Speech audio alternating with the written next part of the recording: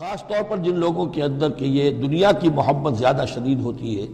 تو اس کا ایک اصل بتا رہے ہیں کہ یہ واقعتاً اللہ نے فطرت انسانی میں رکھی ہے، اس لیے کہ یہ دنیا جو ہے اسے اللہ نے چلانا ہے، اس کی رونقیں رکھنی ہیں جب تک اس کی مرضی ہے، قیامت تک تو اسے آباد رکھنا ہے۔ اولاد پیدا ہوگی تو دنیا قائم رہے گی، نسل چلے گی، مرد اور عورت کی ایک دوسرے کے ساتھ کشش ہوگی تو اولاد پیدا ہوگی، اور یہ تمام چیزیں جو ہیں دولت کی کوئی طلب ہوگی تو آدمی محنت کرے گا، مشقت کرے گا، کمائے گا، تو اس لیے یہ چیزیں فطرت انسانی میں ہیں، یہ بیسک اینیمل انسٹنکٹس ہیں۔ بس ضرورت اس بات کی ہوتی ہے کہ انسٹنکٹس کو دبا کر رکھا جائے، اللہ کی محبت، اللہ کی شریعت کو اس سے بالا تر رکھا جائے، بس یہ نہیں ہے کہ ان کو ختم کر دیا جائے۔ سیلف اینیہیلیشن اسلام میں نہیں ہے، یہ رہبانیت ہے کہ اپنے نفس کو کچل دو، ختم کر دو، نہیں، سیلف کنٹرول، اپنے آپ کو کنٹرول میں رکھو۔ یہ منہ زور گھوڑا ہے نفس انسانی کا، لیکن جتنا طاقتور گھوڑا ہوگا اتنا ہی آپ کے لیے تیز دوڑنا جو ہے وہ آسان ہوگا، لیکن جتنا منہ زور اور طاقتور گھوڑا ہے اتنا ہی اسے قابو میں رکھنے کی ضرورت بھی ہے،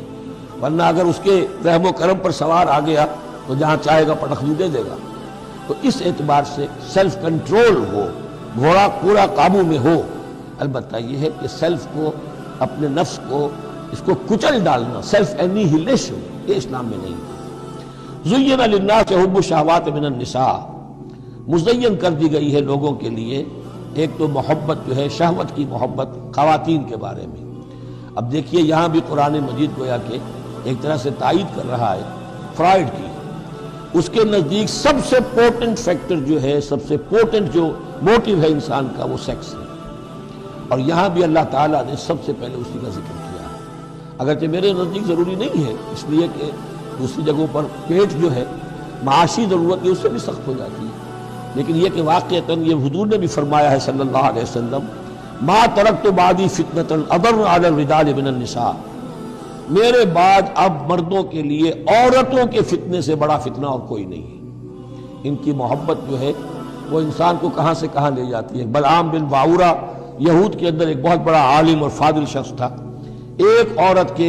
چکر میں آ کر اور وہ شیطان کا پیرو بن گیا۔ وہ قصہ آئے گا سورہ اعراف کے اندر۔ تو واقعہ یہ ہے، لیکن ایک فطرت کے اندر ہے تو صحیح، محبت تو ہے۔ زُیِّنَ لِلنَّاسِ حُبُّ الشَّهَوَاتِ مِنَ النِّسَاءِ وَالْبَنِينَ، اور بیٹے انسان کو بہت پسند ہے، بیٹے ہوں، اس کا نام چلتا رہے، بڑھاپے کا سہارا بنے۔ وَالْقَنَاطِيرِ الْمُقَنطَرَةِ مِنَ الذَّهَبِ وَالْفِضَّةِ، اور یہ کہ خزانے ہوں جمع کیے ہوئے سونے کے اور چاندی کے۔ وَالْخَيْلِ الْمُسَوَّمَةِ، اور گھوڑے ہوں، بڑے نسل والے گھوڑے جو ہیں جن پر کے نشان لگے ہوئے ہوتے ہیں، پیڈگری ہوتی ہے ان کی۔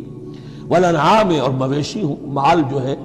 پنجاب میں اور سرائکی کے علاقے میں مال کہتے ہی جانوروں کو ہے، ان حیوانات کو ہے مال مویشی۔ وَالْأَنْعَامِ وَالْحَرْثِ، اور کھیتی۔ ذَلِكَ مَتَاعُ الْحَيَاةِ الدُّنْيَا، بس جو نقطۂ اعتدال ہے وہ یہ ہے کہ جان لو یہ ساری چیزیں اس دنیا کی زندگی کا ساز و سامان ہے۔ اس زندگی کے لیے ضروریات کی حد تک ان سے فائدہ اٹھانا، اس میں کوئی بری بات نہیں، لیکن واللہ عندہ حسن المآب، لیکن اللہ کے پاس ہے اچھا لوٹنا۔ وہ جو ہے جو اللہ کے پاس ہے اس کے مقابلے میں یہ کچھ بھی نہیں۔ اگر یہ ایمان بالآخرہ ہے تو پھر تو انسان ان تمام چیزوں کو، اپنے تمام جذبات و میلانات کو ایک حد کے اندر رکھے گا، اس سے آگے نہیں آنے دے گا۔ لیکن اگر ان میں سے کوئی ایک شے بھی اتنی زوردار ہو گئی اس کی محبت کہ آپ کے دل کے اوپر اس کا قبضہ ہو گیا تو بس آپ گئے، اب وہی ند ہے، وہی اب آپ کا معبود ہے، چاہے وہ دولت ہو، چاہے وہ کوئی اور شے ہو، وہ اب آپ کا معبود بن جائے گی۔ قُلْ أُنَبِّئُكُمْ بِخَيْرٍ مِّن ذَلِكُمْ، ان سے کہیے کہ کیا میں تمہیں بتاؤں کہ ان تمام چیزوں سے بہتر شے کون سی ہے۔ لِلَّذِينَ اتَّقَوْا عِندَ رَبِّهِمْ جَنَّاتٌ تَجْرِی مِن تَحْتِهَا الْأَنْہَارُ خَالِدِینَ فِیہَا، وہ لوگ کہ جو اپنے رب کا تقوی اختیار کرتے ہیں۔ تقوی یہی ہے کہ اپنے نفس کا بھی حق ہے دو، اِنَّ لِنَفْسِکَ عَلَیکَ حَقًّا، لیکن ناجائز راستے سے۔ تمہارے پیٹ کا بھی حق ہے، اس کا ادا کرو، لیکن عقل حلال سے۔ تمہاری اولاد کا تم پر حق ہے، اِنَّ لِنَفْسِکَ عَلَیکَ حَقًّا وَإِنَّ لِزَوْجِکَ عَلَیکَ حَقًّا وَإِنَّ لِزَوْرِکَ عَلَیکَ حَقًّا، تمہارے ملاقاتی آتے ہیں ان کا بھی تم پر حق ہے، وہ حقوق ادا کرو، لیکن اللہ سے اوپر کسی حق کو فائق نہ کر دینا، بس یہ ہے اصل بات۔ اگر تو یہ اگر حفظ مراتب نہ کنی زندگی، اگر یہ حفظ مراتب نہیں ہوگا تو گویا کہ اب آپ گئے، دین اور دنیا سب نہیں۔ تو للذین اتقوا عند ربہم جنات، ان کے لیے ایسے باغات ہیں تجری من تحتہا الانہار، ان کے دامن میں ندیاں بہتی ہوں گی، خالدین فیہا، اس میں وہ ہمیشہ رہیں گے، وازواج مطہرۃ، اور بڑی ہی پاک عورتیں ہوں گی، ورضوان من اللہ، اور اللہ کی رضوان ہوگی، اللہ کی رضا ہوگی، جو سب سے بڑی شے ہے، واللہ بصیر بالعباد، اور یقیناً اللہ تعالیٰ اپنے بندوں کو دیکھ رہا ہے۔ الذین، وہ کون سے بندے ہیں اس کے خاص؟ الذین یقولون ربنا اننا آمنا، جو یہ کہتے رہتے ہیں پروردگار ہم ایمان لے آئے، فاغفر لنا، بس ہمیں بخش دے، ذنوبنا، ہمارے گناہ، وقنا عذاب النار، اور ہمیں آگ کے عذاب سے بچائیے۔ اب ان کی بدح میں الفاظ استعمال ہو رہے ہیں، یہ کون لوگ ہیں جو یہ دعا کرتے ہیں، ان کے یہ اوصاف ہیں، اور اس میں گویا کہ تلقین ہے، اگر اللہ سے یہ دعا کرنا چاہتے ہو کہ اللہ تمہیں تمہارے گناہ بخش دے اور تمہیں جہنم کے عذاب سے بچائے، تو یہ اوصاف اپنے اندر پیدا کرو، الصابرین والصادقین والقانتین والمنفقین والمستغفرین بالاسحار، صبر کرنے والے اور راست باز، راست بازی میں